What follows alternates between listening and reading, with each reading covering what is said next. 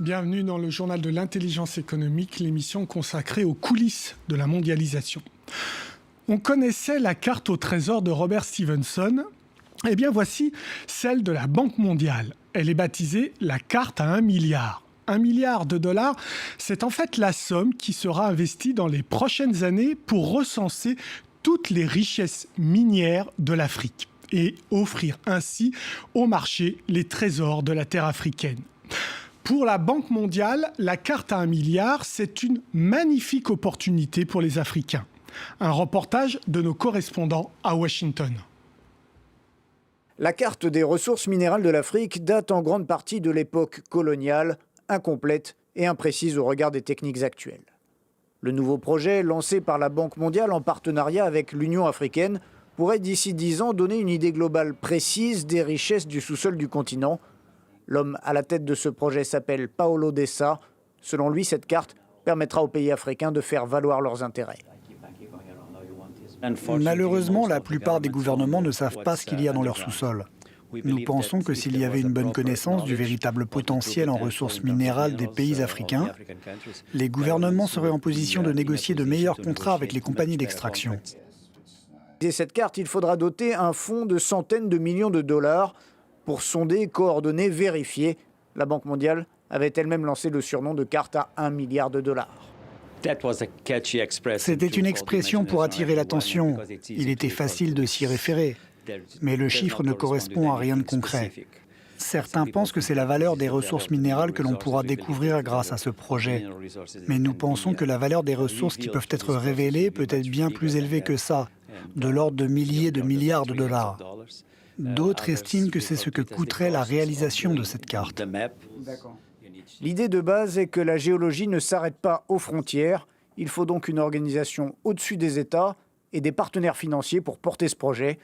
La prochaine étape attendue est l'aval formel de l'Union africaine. Une organisation au-dessus des États.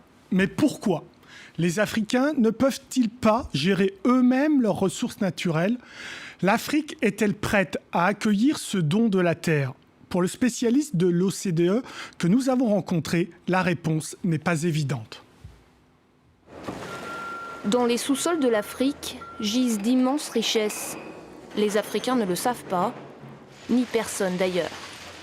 Une initiative de la Banque mondiale vise à recenser toutes les ressources naturelles du continent. Le projet est baptisé la carte à 1 milliard. 1 milliard de dollars, c'est la somme qui sera investie d'ici à 5 ans pour mener à bien ce projet. Car l'Afrique est en retard. 5 $ investis par kilomètre carré pour l'exploitation contre 65 au Canada, en Australie et en Amérique latine. Reste à savoir si c'est une chance ou une malédiction. Pour ce spécialiste de l'OCDE, c'est une chance. Il faut prendre ces richesses pour ce qu'elles sont, c'est-à-dire de vraies richesses. Il ne faut pas en avoir peur. L'abondance de richesses ne nuit pas en tant que telle. La vraie malédiction, c'est celle des mauvaises politiques publiques.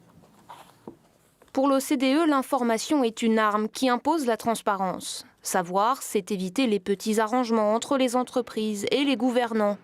Mais savoir, c'est aussi courir un risque. La découverte de richesses peut nourrir des conflits. Je ne pense pas c'est elle qui les crée, mais elle peut servir de détonateur à un certain nombre de conflits qui peuvent être très meurtriers. L'Afrique est-elle prête à recevoir ce cadeau de la Terre ? Sa gouvernance est-elle suffisamment solide pour résister à la pression et à la loi des multinationales ? Il faut bien comprendre que les ressources minières ou les ressources énergétiques en Afrique, elles ne sont pas exploitées par les États eux-mêmes ou très rarement, sauf en Afrique du Sud, par des entreprises africaines. Ils sont très dépendants des moyens technologiques et financiers de grandes entreprises européennes, américaines, chinoises, malaisiennes, que sais-je. Autrement dit, le citoyen africain est souvent exclu du partage des richesses. Les dirigeants politiques et les multinationales risquent donc d'être les grands gagnants de cette carte à 1 milliard.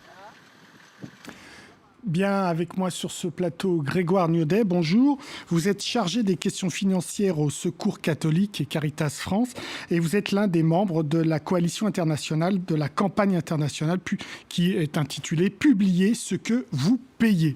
Donc, c'est quoi votre démarche dans cette campagne internationale « Publiez ce que vous payez » ?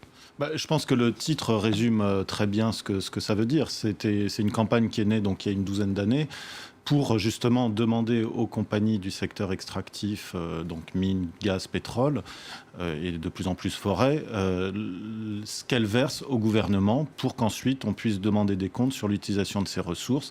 Est-ce que ça a servi le développement réellement ou des dépenses d'apparat ou autre. Donc c'est de la transparence. C'est un processus de transparence. Donc c'est vraiment la première étape indispensable avant d'aller plus loin pour savoir si on gère bien ces ressources. Alors vous l'avez dit, ça a commencé en 2002, je crois, cette campagne. Oui.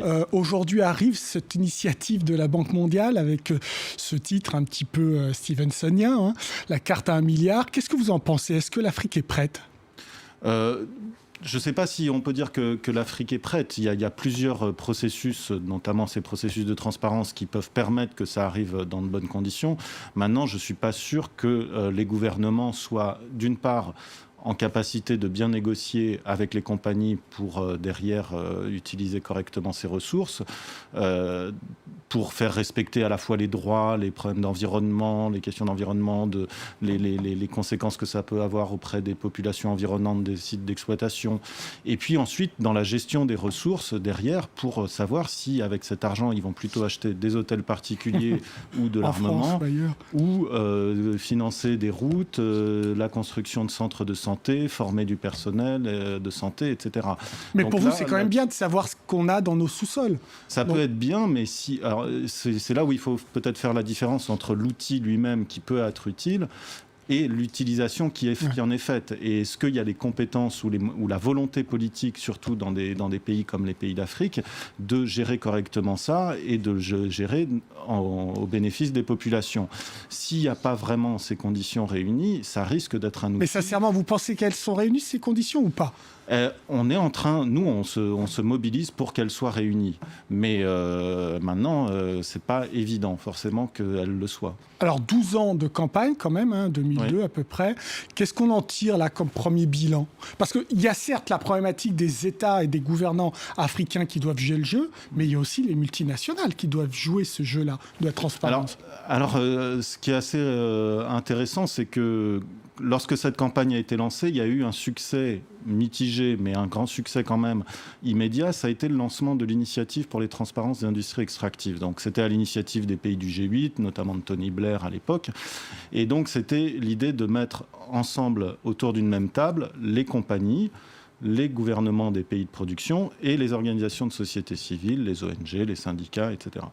Et donc d'avoir, pour discuter à la fois des standards de publication, comment on allait publier ce qui était versé par les compagnies d'un côté, et les gouvernements avaient aussi à publier ce qu'ils recevaient. Ce qu'ils recevaient de la part des compagnies, et on comparait. Et on a eu parfois des surprises assez rigolotes où il y avait des écarts de 30%. C'est arrivé au Congo-Brazzaville, par exemple.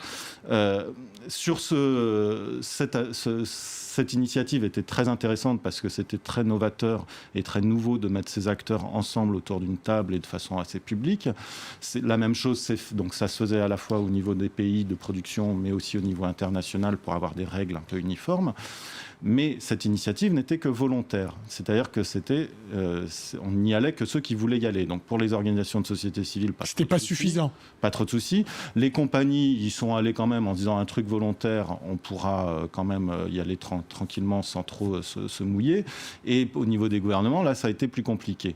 Et donc, ça a quand même porté ses fruits. Ça n'a pas été facile forcément pour notamment les militants de société civile dans les pays de production. Certains ont été en prison, certains ont connu l'exil, des menaces, etc. Et alors, ça a avancé chez nous aussi. L'UE a diffusé des directives en 2013, donc là, qui vont être appliquées, c'est obligatoire, d'ici les 2 ans qui viennent. Voilà, et c'est là où on a reçu, là où il y a eu plus de réticence de la part des compagnies, c'est que quand ça devient obligatoire, là, ça coince un peu plus.